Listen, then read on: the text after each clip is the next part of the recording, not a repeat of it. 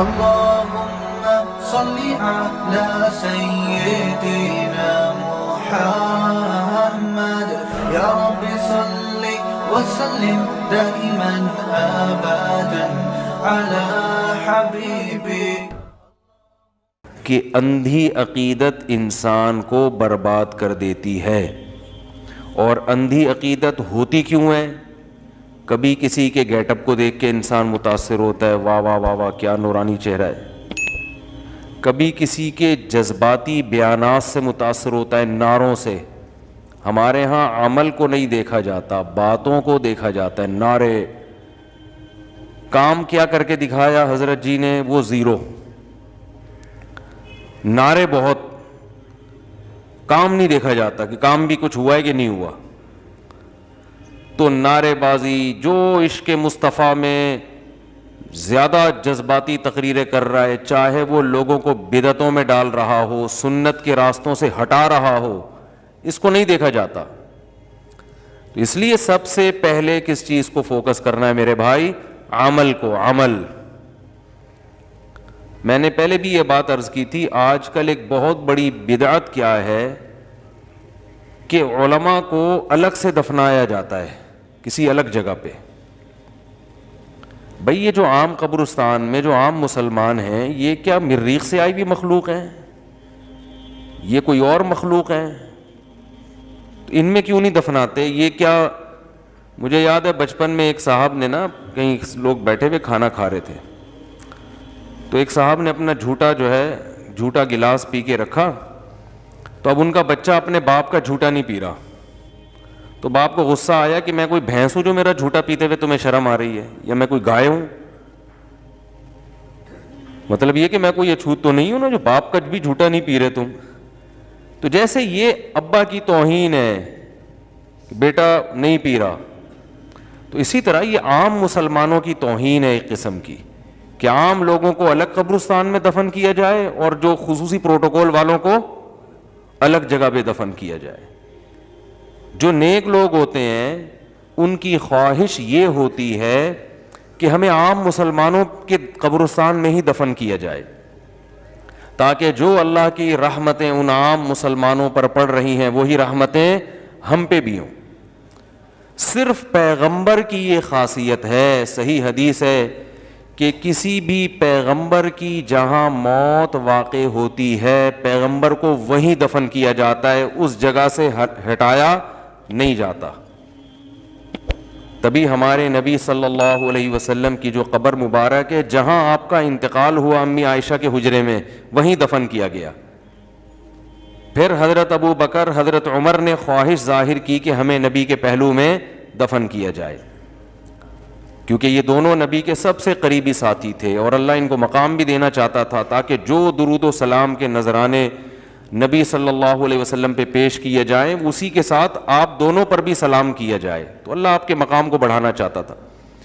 اس کے بعد جتنے صحابہ ہیں سارے جنت البقیع میں دفن ہوئے ہیں، الگ سے ان کی کوئی الگ قبر نہیں بنائی گئی.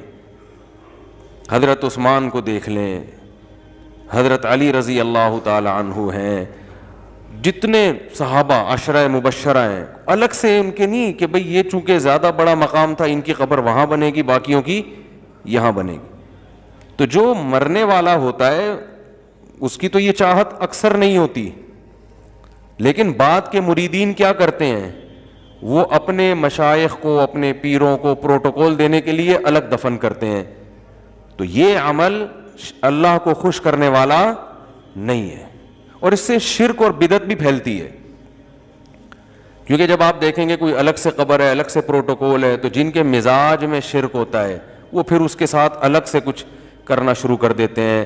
قبروں کے طواف بھی ہوتے ہیں، قبروں پہ سجدے بھی ہوتے ہیں، قبریں اونچی بھی بنائی جاتی ہیں. تو صحیح مسلم کی حدیث ہے، رسول اللہ صلی اللہ علیہ وسلم نے حضرت علی کو حکم دیا کہ مدینہ میں جا کے دیکھو کوئی بھی تصویر نظر آئے یعنی جاندار کی، اس تصویر کو بھی مٹاؤ، اور کوئی قبر ایک بالش سے زیادہ اونچی ہے اس کو گرا دو. تو حضرت علی رضی اللہ تعالیٰ عنہ کو آپ صلی اللہ علیہ وسلم نے باقاعدہ اس کا حکم دیا. تو اس لیے میرے بھائی عقیدت میں اندھے ہو جانا اور شریعت کو چھوڑ دینا، اس سے اللہ بالکل بھی خوش نہیں ہوتا. اس سے پبلک بہت خوش ہوتی ہے. پبلک چلتی ہے نعروں کے پیچھے، پبلک کو جذبات سے ہٹ کے باتیں پسند ہی نہیں ہیں. اچھا پبلک کا جو مزاج ہے نا، ہم تو پبلک میں رہے ہیں، تقریریں بھی کی ہیں، بیانات بھی کیے ہیں. میں تو بیانات کر رہا ہوں جب میں، میرا خیال ہے 13-14 سال کی عمر سے میں نے بیانات شروع کیے ہیں. بالکل یعنی بلوغت کی دہلیز پہ جب قدم رکھتا ہے نا، تو میرے والد صاحب چونکہ بیان کرتے تھے تو مجھے بھی وہ دے دیتے تھے بیان. تو پبلک کا مزاج یہ ہوتا ہے کہ پبلک منفی باتیں زیادہ شوق سے سنتی ہے. یعنی اگر آپ تعریفیں کرنا شروع کر دو نا، فلاں بھی ٹھیک ہے، فلاں بھی ٹھیک ہے، فلاں بھی صحیح ہے، فلاں بھی صحیح ہے، پبلک کو نہیں ایسے خطیب پسند آتے. ایسے لوگ پسند آتے ہیں پبلک کو جو ہر ایک کو برا کہہ رہے ہوں. یہ پبلک کا مزاج ہوتا ہے. حکومت کی برائیاں کرو، پبلک کہتی ہے یہ آدمی کیا ہے، حق پرست، یہ کیا کر رہا ہے، ڈنکے کی چوٹ پہ حکومت کو برا کہتا ہے. یہ آدمی ڈنکے کی چوٹ پہ جو ہے وہ فوجیوں کو برا کہتا ہے. یہ آدمی ڈنکے کی چوٹ پہ عمران خان کو برا کہتا ہے. یہ ڈنکے کی چوٹ پہ مولانا فضل الرحمان کو برا کہتا ہے. یہ ڈنکے کی چوٹ پہ نواز شریف کو برا کہتا ہے. اس کو نہیں دیکھا جاتا کہ بات صحیح کر رہا ہے غلط کر رہا ہے. نمبر 2، اس برا کہنے کا کوئی فائدہ بھی ہے یا نقصان ہے. اس چیز کو پبلک دیکھو، ہر برائی بیان کرنے کی نہیں ہوتی، اس کا کوئی فائدہ نہیں ہوتا. مثال کے طور پر آپ کے علاقے کا کوئی بڑا تھانے دار ہے، ایس ایچ او صاحب آیا آپ کے علاقے میں. اب اگر آپ اس تھانے دار سے بنا کے رکھیں گے، چل رہا ہے بیان، آپ اس تھانے دار سے اگر بنا کے رکھیں گے تو بہت سارے کام نمٹا سکتے ہیں. آپ ایک مثال دے رہا ہوں، تھانے دار جیسا بھی تھا، علاقے میں کوئی ایس ایچ او آیا، آپ نے کیا کیا، اس سے چائے وائے پلائی، تعلق اچھے کر لیے تاکہ اس سے آپ پازیٹیو کام بہت سارے بولو بھائی لے سکیں. پھر وہ فلاں مسجد کو بھی گرنے سے بچا لیا آپ نے، اور فلاں کوئی 2-4 غریبوں کے معاملے اٹکے ہوئے تھے تھانے میں، وہ جیل میں بند تھے، تعلقات کی بیس پہ ان مظلوموں کو بھی آپ نے نکلوا لیا. تو یہ آدمی کام زیادہ کرے گا نا، اس نے قوم کی خدمت زیادہ کی نا، کیونکہ ایس ایچ او سے لڑ تو کوئی سکتا نہیں ہے. کیا خیال ہے؟ لیکن پبلک کو ایسا آدمی پسند بولو نہیں ہوگا. پبلک کو وہ پسند ہوگا کہ ممبر پہ بیٹھتے ہی علاقے کے ایس ایچ او کو برا بھلا کہنا شروع کر دے، یہ چور ہے، یہ رشوت خور ہے، یہ یوں ہے، یہ فلانا ہے، ڈمکانا ہے. کام دھیلے کا نہیں کرے گا ایسا آدمی، کیونکہ جب آپ نے علاقے کی پولیس سے ہی دشمنی مول لی ہے تو اب کام تو آپ سے کخ بھی نہیں ہو سکتا. بلکہ جو کام آپ کر بھی سکتے تھے نا، وہ بھی نہیں پولیس رکاوٹ ڈالے گی، وہ بھی نہیں کرنے دے گی آپ کو. لیکن پبلک میں آپ کا ڈنکا بجنا شروع ہو جائے گا. پبلک کہے گی حق پرست آدمی ہے، ڈنکے کی چوٹ پہ حق بیان کرتا ہے. حالانکہ اسلام میں حق برائے حق کی کوئی ویلیو نہیں ہے. وہ حق جس سے آگے کام ہو، ہر حق بات کرنے کی نہیں ہوتی. معاشرے میں اس کا فائدے کے بجائے نقصانات زیادہ ہوتے ہیں. اس کی ہمیں حدیث سے بھی مثال ملتی ہے. تو جلدی سے بات کو سمیٹ کے ختم کروں. قرآن کے الفاظ کیا ہیں؟ ام لہم شرکاء، کیا ان کے کچھ شرکاء ہیں جو یہ سمجھتے ہیں کہ ان کو آخرت کے عذاب سے بچا لیں گے. تو یہاں سے بات شروع ہوئی تھی کہ اندھی عقیدت انسان کو اندھا بنا دیتی ہے. تو ہم نے کسی سے اندھی عقیدت نہیں کرنی. فوکس کس کو کرنا ہے؟ عمل کو. اور اندھی عقیدت میں معذرت کے ساتھ خواتین جلدی مبتلا ہو جاتی ہیں. خواتین تعویذ گنڈے والوں کے پاس زیادہ جاتی ہیں، جادو ٹونے والوں کے پاس زیادہ جاتی ہیں. یہ مرچیں جلانا، لال مرچ اور کالی مرچ اور سلبٹہ یوں گھمانا، نظر اتارنا، یہ سب ان کی کوئی حیثیت نہیں ہے، کوئی ثبوت نہیں ہے ان کا. یہ آپ کے اپنے توہمات ہوتے ہیں. تو ان توہمات میں خواتین جلدی متاثر ہو جاتی ہیں. کسی کے رونا دیکھ کر دیکھو، اللہ میاں نے اسی وجہ سے کچھ چیزیں عورت کے ہاتھ میں رکھی نہیں ہیں، کیونکہ ان کا دل نرم ہوتا ہے. ان کو معذرت کے ساتھ جو خواتین بیان نہیں سن رہی ان کی بات کر رہا ہوں، ان کو الو بنانا مرد کے لیے آسان ہوتا ہے. اب مثال کے طور پر مرد نے 3 طلاقیں دے دی نا، اب عورت اگر شوہر سے نکاح کرنا بھی چاہے گی تو اسلام اجازت نہیں دیتا. کیوں؟ اس لیے کہ اسلام کو پتا ہے کہ جس کمبخت نے اکٹھی 3 دی ہیں وہ دوبارہ بیوقوف بنا کے کیا کرے گا.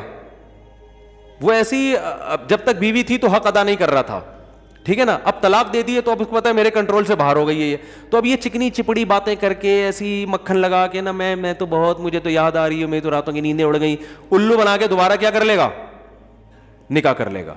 اب دوبارہ یہ طلاق نہیں دے گا، بلکہ پہلے ظاہر طلاق کی نوبت تو یہی آتی ہے نا کہ جب آپس میں حدود اللہ پہ قائم نہیں رہ رہے ہوتے, تو دوبارہ وہی جھگڑے ہوں گے, دوبارہ وہی پھڈے ہوں گے, پھر عورت بھی پچھتائے گی کہ بھائی ایک دفعہ جان چھوڑ گئی تھی, اب دوبارہ اس نے الو بنا کے مجھے اپنے نکاح میں. تو اس لیے اللہ نے یہاں عورت سے بھی حق چھین لیا کہ الو بنانے کی بھی اجازت نہیں ہے, جب دے دی تو ختم, اب اس سے نہیں کرو, کہیں اور کر لو.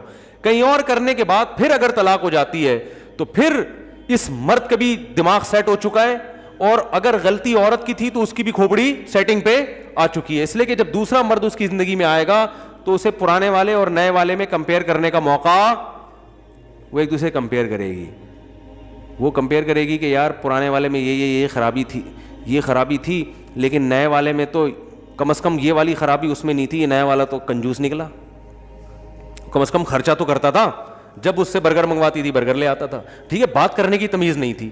نئے والے میں تمیز کے علاوہ بولو بھائی کچھ بھی, تو ایسی تمیز کا کرنا کیا ہے, زنگر برگر کھانے کا دل کر رہا ہے, وہ تمیز سے بات کرنا شروع کر دیتا ہے مجھ سے اخلاق کے ساتھ. پہلے والا اگرچہ گالی گلوچ کرتا تھا, بدتمیز انسان تھا, لیکن بھائی یہ عیش و عشرت تھے بھائی, اس کے ساتھ گاڑیوں میں گھوما کرتے تھے, اس کے ساتھ جہازوں میں سیر کیا کرتے تھے, کبھی کبھار لے جاتا تھا کھانا کھلانے, ہوٹلنگ بھی ہوتی تھی اور بچوں کی فیسیں بھی اٹھا رہا تھا. ایک بڑا مسئلہ تھا, بات کرنے کی تمیز اس کو نہیں تھی, لیکن یہ تھوڑا درجے کا مسئلہ تھا. اب اس کے پاس تمیز کے علاوہ, میں آپ کو حقیقت بتاؤں, میں جب فون سنتا تھا میرے پاس ایسی بھی خواتین کے فون آتے تھے کہ ہمارے شوہر اخلاق کے بہت اچھے, خرچہ ہی نہیں دیتے, جب خرچے کی بات آتی ہے تو بھی مسکراتے ہیں. سمجھ آ رہی ہے نا. تو جب تک انسان کمپیئر نہیں کرتا نا, جیسے حضرت عمر نے فرمایا جس نے زمانہ جاہلیت نہیں دیکھا اس کو اسلام بھی پتا, اسلام کا حسن بھی نہیں پتا, اسلام کتنی خوبصورت چیز ہے. تو جب تک انسان کمپیئر نہیں کرتا تو اس کو پتا نہیں چلتا. تو اس لیے اللہ نے کہا کہ اب اس پرانے والے سے نہیں ہوگا, کیونکہ ہوگے تو پھر وہی پھڈے ہوں گے. تو اب اللہ میاں نے بھی عورت سے کہا کہیں اور نکاح کرو گی تو پھر تمہیں پتا چلے گا کہ بھائی یہ اچھا ہے تو اسی کے ساتھ رہو, کس نے کہا پرانے والے کے پاس جانے کا, ٹھیک ہے نا. اور اگر یہ اچھا نہیں ہے تو اب یا تو پرانے والے سے کرے گی, نہیں کرے گی تو پھر کھوپڑی کو اچھی طرح سوچ سمجھ کے. تو کچھ چیزوں میں اللہ نے اختیارات کیوں چھینے ہیں, اسی لیے چھینے ہیں کہ عقیدت انسان کو کیا کر دیتی ہے, اندھا. تو بعض دفعہ پرانے والے میاں سے بھی عقیدت ہو جاتی ہے, اندھا کر دیتی ہے انسان کو. تو یہ بھی بھائی وہ اتنا اچھا ہے تو طلاقیں کیوں دی اس نے, کہ نہیں غصے میں دے دی, یہ واہ واہ واہ بھائی غصے میں گولی مار دیتا, بھائی غصے میں تو پھر غصہ تو پاگل ہوتا ہے نا, غصے میں گولی مار دیتا. اب آپ قصاص نہیں لے رہے, آپ دیت نہیں لے رہے, آپ کہہ رہے ہیں یار کوئی بات نہیں بیچارے کو غصہ آ گیا تھا. تو یاد رکھو جیسے گولی کا فائر ریورس نہیں ہوتا, تو مسلمان کو پتا ہوتا ہے کہ طلاق کا لفظ بھی ریورس نہیں ہوتا. آج ایک بندہ آیا, آج ہی کی بات ہے, غصے میں 2 طلاقیں دی, نوجوان لڑکا ینگ بالکل, تو وہ شکر ہے تیسری نہیں دی اس نے, تیسری میں پھر دھمکیاں دینے پر آ گیا. اس کو پتہ نہیں تھا مسائل کا. تو جب میں نے اس کو بتایا نا کہ 2 ہو گئی ہیں, پھوٹ پھوٹ کے رونے لگا. مجھے اس پہ ترس آ رہا تھا, مجھے اس کا اندازہ تھا کہ یہ نہیں دینا چاہتا. تو غصے میں کیوں ایسا کام, میں نے اس کو بولا یار غصے میں کچھ بھی کر لو, اپنا سر پھاڑ دو بیلن سے, اس کا تو نہیں کہوں گا پھاڑ لو, تو کچھ بھی کر لو, ہر چیز کی تلافی ہو سکتی ہے. پھوڑا نکلے گا بیلن سے, جب سر پھٹے گا وہ مرم لگا کے وہ سکائی کر کے ہو جائے گا, واپس سیٹنگ پہ آ جائے گا, ٹھیک ہے نا. ہڈی بھی ٹوٹ کے جڑ جاتی ہے دوبارہ. تو اس لفظ میں اللہ نے ریورس گیئر نہیں رکھا, تو اس لیے نہیں نکالو یہ لفظ زبان سے, اپنی جانوں پہ رحم کرو. پھر فتوے لے آتے ہیں ادھر ادھر سے, کوئی اہل حدیث سے فتویٰ لے آتا ہے, کوئی کہاں سے فتویٰ لے آتا ہے, وہ فتووں سے بیوی حلال نہیں ہوتی. تو بات یہ چل رہی تھی, بس ختم کرتا ہوں, جو اندھی عقیدت ہے انسان کو گمراہ کر دیتی ہے. تو میرے بھائی جس سے بھی عقیدت کر رہے ہو, کسی سے بیعت ہونے میں جلدی نہ کیا کرو. کسی بزرگ کا بیان ایک دفعہ سنا, بہت اچھا لگا, بیعت ہو گئے. او بھائی پہلے ان کی صحبت میں بیٹھو تھوڑے عرصے, ہو سکتا ہے یہی والا اچھا ہوا ہو, ٹھیک ہے نا. ہم جب چھوٹے بچے تھے نا, تبلیغی جماعت آئی ہمارے محلے میں, ایک بالکل دیہاتی سا بندہ تھا, بالکل سادہ, بیان اتنا اچھا کیا. میرے بہنوئی بھی یہاں بیٹھے ہوئے, ہمارے بچپن کے دوست ہیں, تو ان کو بھی وہ واقعہ پتا ہے. اتنا اچھا بیان کیا کہ ہم دونوں بڑے متاثر ہوئے. ہماری عمر اس وقت 17 سال ہوگی, 16 سال ہوگی. ہم نے کہا یار دیہاتی ایک گنوار آدمی, بیان بڑا ٹائٹ کیا اس نے, تبلیغ بیان ہوتا ہے نا جماعت میں. اچھا ہم بڑے متاثر ہوئے. اگلے دن ہم بیٹھے, ان کا پھر بیان تھا, پورا وہی بیان دوبارہ. تیسری دفعہ بیان سنا, وہ اصل میں رٹا ہوا تھا, انہوں نے کسی کا بیان سن کے رٹ لیا, وہی A to Z وہی. اب پہلا بیان سن کے ہم بیعت ہو جاتے ہیں کہ یار آپ کتنا زبردست, اللہ نے نالج آپ کو دی ہے, کیا خاندانی بیان, بیعت ہو جاتے. اگلی دفعہ پھر وہی، اگلی دفعہ پھر وہی. ہم کہتے ہیں بھائی یہ تو ٹیپ ریکارڈ سے یاد کر کے آیا ہے بندہ. تو اس لیے کسی سے تعلق قائم کرنے سے پہلے ہمارے حضرت فرمایا کرتے تھے شیخ کا انتخاب کوئی دیگ کے چاول کی طرح نہیں ہے کہ 2 چاول آپ نے چکھے اور پوری دیگ پہ حکم لگا دیا کہ بریانی تیار ہے. ٹھیک ہے نا. کسی سے عقیدت کرنے کے لیے، اس کو اپنا مقتدا رہبر بنانے کے لیے آپ کی ضروری ہے کہ کچھ عرصے اس کے بیانات مستقل سنے جائیں. سمجھ میں آ رہی ہے بات؟ اور اگر موقع ملتا ہے کوئی معاملات کرنے کا تو معاملہ کر کے بھی دیکھو. شیخ صاحب کو قرض دے کے دیکھ لو، اتنا کہ جو اگر لے کے بھاگ جائیں تو افورڈ کر سکو آپ. دیکھو ٹائم پہ واپس کر رہے ہیں کہ نہیں کر رہے. اگر واپس ہی نہیں کرتے اس کا مطلب یہ خود ہی معاملات میں سیدھے نہیں ہیں. آپ کو کیا انسان بنائیں گے بھائی؟ ٹھیک ہے نا. نماز ہے اور بہت سارے معاملات ہیں. تو مسلمان بے وقوف نہیں ہوتا، نہ اسے بے وقوف بنانا آسان کام ہوتا ہے. مسلمان کی کھوپڑی بہت تیز ہوتی ہے. قرآن بار بار کہتا ہے ان فی ذلک لآیات لأولی الالباب، اہل عقل کے لیے اس میں نشانی ہے، عقل والوں کے لیے. تو پتہ چلا کہ قرآن تو ہے ہی عقل والوں کے لیے. جن کی کھوپڑی کام نہیں کر رہی ان پہ قرآن تو ان کو لفٹ ہی نہیں کراتا. تو ان کی کھوپڑی کام کر رہی ہے، بیدار مغزی کے ساتھ چلتے ہیں، زندگی گزارتے ہیں، ان سے قرآن. اور لوگوں کی اکثریت سے متاثر مت ہو. پبلک کی کثرت دیکھ کے اتنے جھمگٹا، پبلک جمع کرنا سب سے آسان کام ہے دنیا میں. پبلک ایسے بھی جمع ہوتی ہے. بس یہ واقعہ سنا کے بیان ختم کرتا ہوں. ہم جب اسکول میں پڑھا کرتے تھے پبلک جمع کیسے ہوتی ہے؟ پبلک کو دیکھ کے جمع ہو جاتی ہے. بعض دفعہ اتنے لوگ ہیں تو چلو یہ بندہ بہت اچھا ہے، ہم بھی آ جاتے ہیں. حقیقت ہے ایسے جمع ہوتی ہے پبلک. ہم جب اسکول میں پڑھتے تھے، میرا خیال ہے 7ویں کلاس کا واقعہ یہ، تو ہمارے اسکول میں ایک چھوٹا سا بادام کا درخت تھا. ایک دن کیا ہوا، اس بادام کے درخت کے نیچے کوئی چھوٹی سی رسی پڑی ہوئی تھی. ایک لڑکا وہاں جا کے کھڑا ہو گیا نا، وہ ناٹک کر رہا تھا یا حقیقت میں واللہ عالم، وہ کھڑا ہو گیا دیکھ رہا ہے یہ کیا ہے، وہ سانپ تو نہیں ہے. حالانکہ وہ سانپ وہاں کہاں سے آ گیا، کوئی جنگل میں تھوڑی تھا اسکول. ایسے ہی رسی پڑی ہوئی، دیکھ رہا ہے سانپ تو نہیں ہے. 2-4 لڑکے اور بلا لیے. اب وہ ان کو بھی روک کے رکھا، تھوڑا کھڑے رہو نا. اب طلبہ جمع ہونا، اب پبلک کو دیکھ کے آ رہی ہے. او بھائی اتنا رش، ہم بھی جا رہے ہیں یار، یہ ہے کیا؟ ہم بھی جا رہے ہیں دیکھنے کے لیے یار کچھ تو ہے جو اتنے لوگ ہیں. وہاں جا کے دیکھا کچھ بھی نہیں ہے. اب جب بچوں میں شرارت ہوتی ہے تو ہم نے کہا جب ہمیں ٹوپی کرائی ہے تو ہم بھی بعد والوں کو کیا کرائیں. پھر بچے تو کراتے ہیں نا ٹوپیاں، کہ بھائی وہ جھوٹ تو نہیں بولتے تھے ہم الحمدللہ. ابے بھائی دیکھ لو جا کے، ایسے گھما کے نا، ابے دیکھ لو. ہم نے کہا اسکول کی شرارتیں بڑی ٹائٹ ہوتی تھیں. اسکول میں ہم جب صبح لائن میں کھڑے ہوتے تھے نا، اب صبح جب پرے کا ٹائم ہوتا ہے نا تمام اسکولوں میں، تو اس لائن میں کھڑے ہوئے ہیں تو ایسے ہی کسی کے پیچھے سے کان میں نا ایسے مارا ہے. وہ غصے میں دیکھتا ہوتا آگے پارسل کر دے. اس کو کیا بولتے ہیں، ویسے کوئی ٹینشن ہو رہی ہے نا آگے پارسل کر. وہ پھر آگے مار دیتا تھا. وہ غصے میں دیکھتا تھا کیوں مارا، کہہ رہا آگے پارسل کر. ٹھیک ہے نا، یعنی کوئی ٹینشن ہو رہی ہے تو آگے پارسل کر دے نا. تو یہ اسکول کی شرارتیں ہوتی ہیں. اب تو بچوں نے شرارتیں بھی، برگر ٹائپ کے بچے آ رہے ہیں یار، نہ شرارتیں بھی نہیں کرتے. ہم تو نماز میں بھی جب چھوٹے بچے تھے تراویح میں اتنی شرارتیں ہوتی تھیں. کھیل رہے ہوتے تھے، جیسے ہی سلام پھیرنے کا ٹائم ہوتا ہے ایسے نیک صوفی بن کے اتحیات میں آ کے بیٹھ جاتے تھے. بچوں پہ یہ شرارتیں اچھی لگتی ہیں، سمجھ رہے ہو. تو ٹھیک ہے مسجد کی انتظامیہ کو چاہیے کنٹرول کرے بچوں کو، لیکن بچہ تو انہی شرارتوں کے ساتھ ہی اچھا لگتا ہے بھائی. اس کو اتنی، ہم تو ایسے کرتے تھے، ایسے تمیز سے آگے نا بیٹھ جاتے جیسے سب سے خشوع و خضوع سے ہم نے ہی نماز پڑھی ہے. اب وہ پیچھے پتہ ہی نہیں چل رہا ہوتا تھا نمازیوں کو کہ ان میں شرارت کس نے کی ہے. اب وہ بیچارہ اس کا اپنا مزہ ہے. ٹھیک ہے نا، کنفیوژن میں ڈالنے کا.